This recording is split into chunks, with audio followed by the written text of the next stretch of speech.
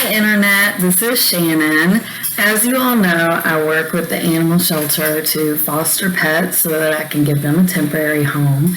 So that way they can be the best little versions of themselves for their forever home.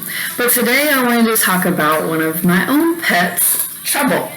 So this has been my cat ever since she was like 6 weeks or 7 weeks old. And I wanted to tell Trouble's story today because I haven't yet. I found Trouble, or someone found, let me just start, right? So I was at work in Rocky Mount, North Carolina, and I was busy doing paperwork and counting money. Like I was very focused and intent on all of my little tasks. And this guy came into our store and he was talking to the manager at the time, Tony, and he was looking for this person with this car. And I heard my vehicle and I was like, wait, what's going on? And he said, there's a cat in the engine of your car and we need to get it out before you drive. I'm like, okay. So I go out there, there's a cat in my car. The first 10 minutes were just, I had the hood up and we're just trying to get her out and she keeps moving around. And so then somebody got a broom and we're trying to poke her out and she's not coming out. So 20 minutes goes by and I'm finally like, I'm just going to lift the car up and we're going to get her out. So I lift the car up, go underneath the car, and finally after 30 minutes pull this cat out. And she's not only like clawing onto me, but she's also pushing away. It's like, I trust you, but I'm scared. Like, I'm cool with you, but, Anyway. So this is mid-edit. By the way, when I first picked Trouble up and had her in my arms, laying on my chest and pushing me away, when she was there, I looked at her and I said, you ain't nothing but trouble. And that was her name. Immediately, I knew this cat was going to cause me nothing but trouble. So at this point, there's like 10 or 15 people surrounded trying to figure out what's going on.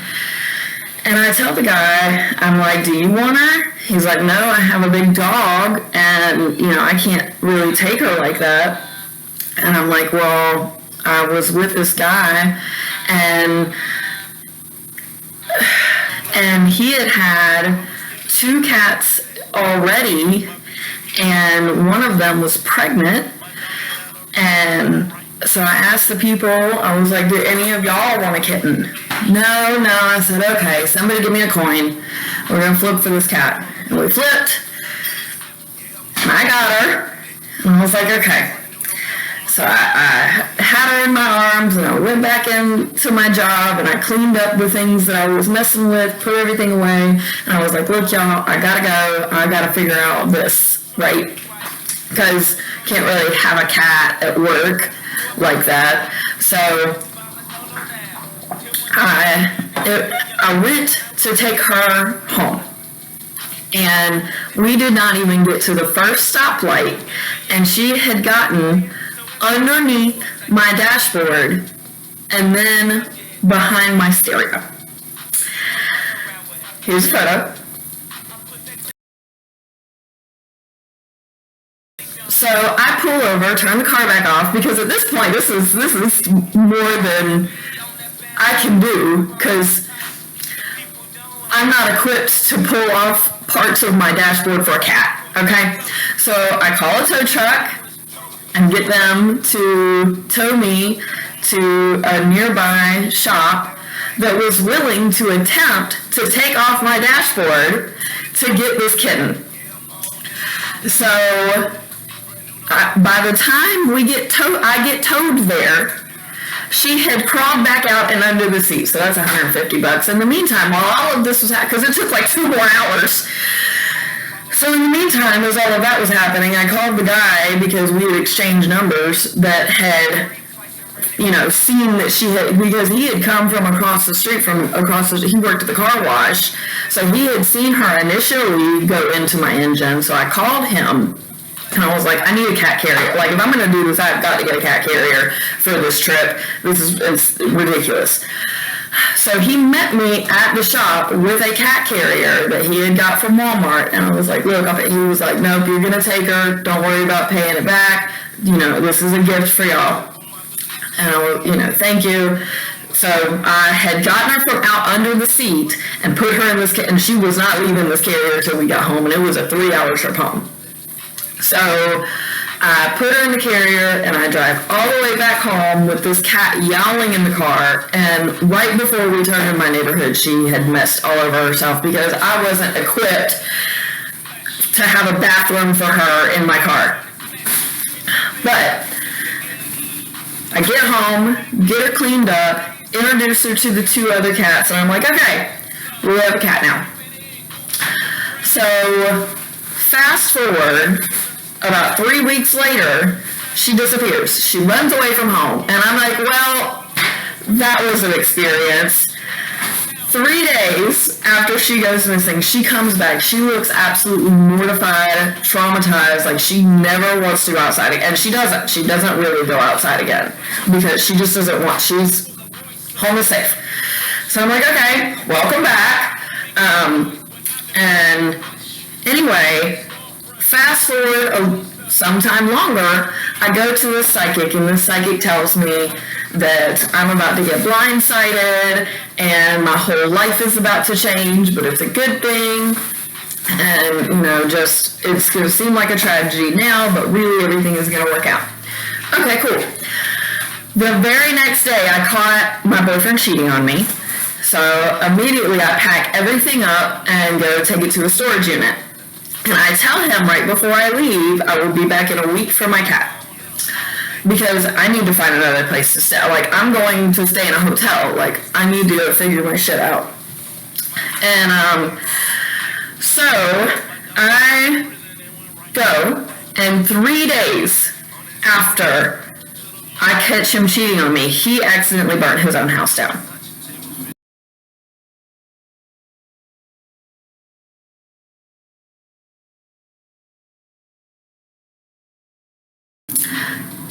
Everybody was inside at the time.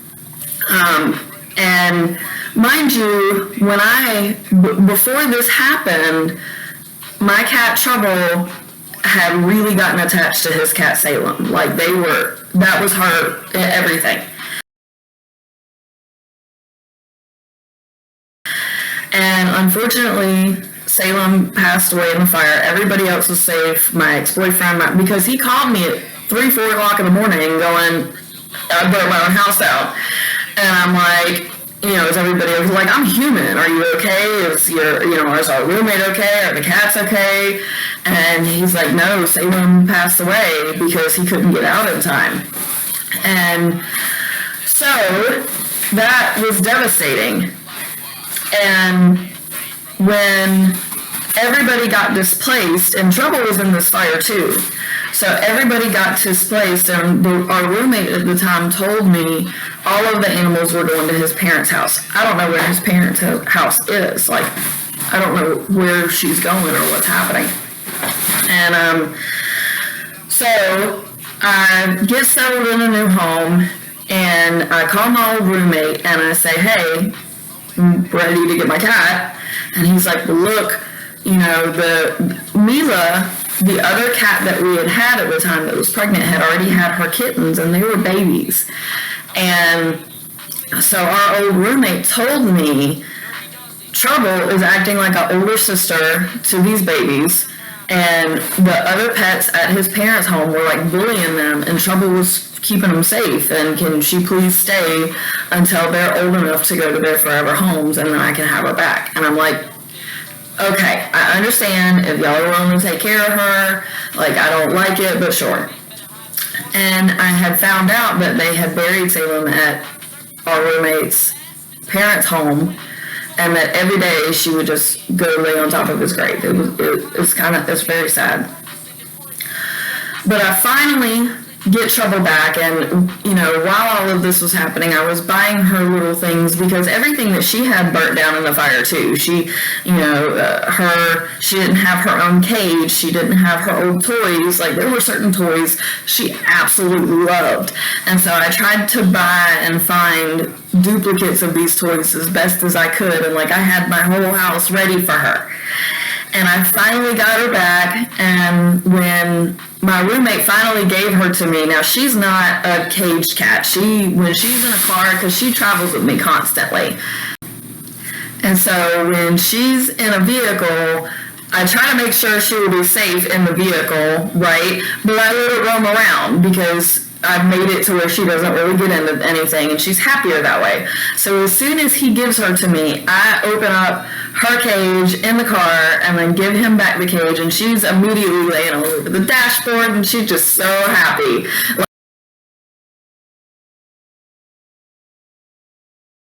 Like, it's almost like she smelled of smoke.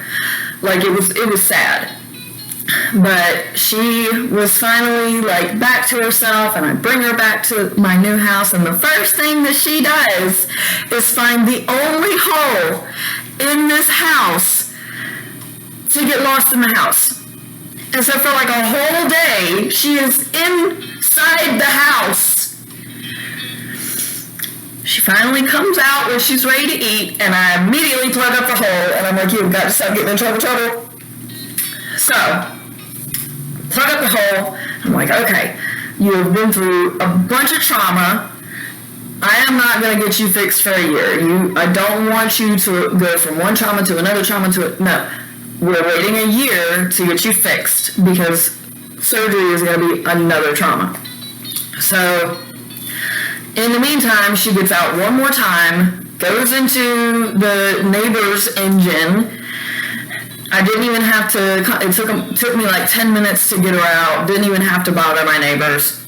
And I put her in the house, and I'm like, you have run out of lives, Kat. You have like 2 left, okay?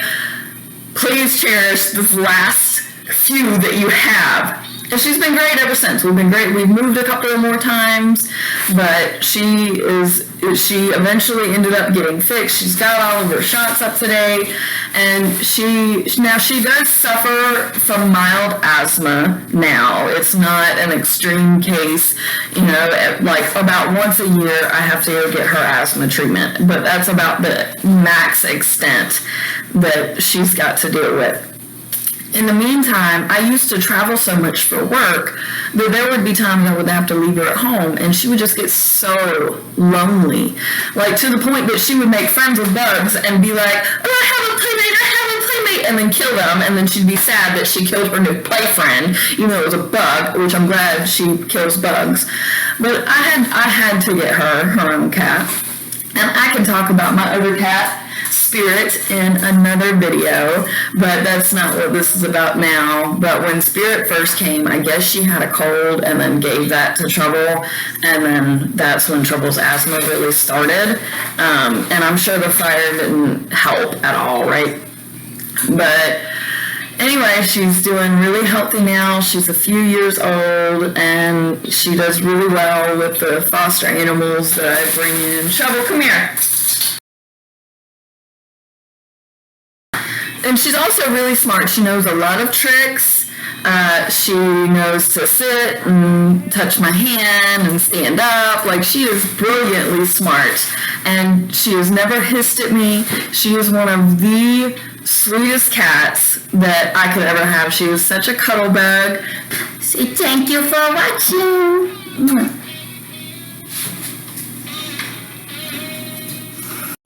So I just went back through my video and realized that the audio was terrible, so I am apologizing post-edit for the terrible audio quality. Best I can do until I raise some funds to get something better. So I have one last thing that I want to add to this, which is the playlist that I was playing in this video. This is well post-edited. I'm at the end. I have a whole playlist called Trouble's Playlist, It's all the songs that remind me of her. So that's the music that was playing in the background was my dedicated playlist to her. They're all eating right now. Trouble Spirit and our new foster cat, Big Timber. If you have made it this far, comment below what your cat story is. I'd love to read them.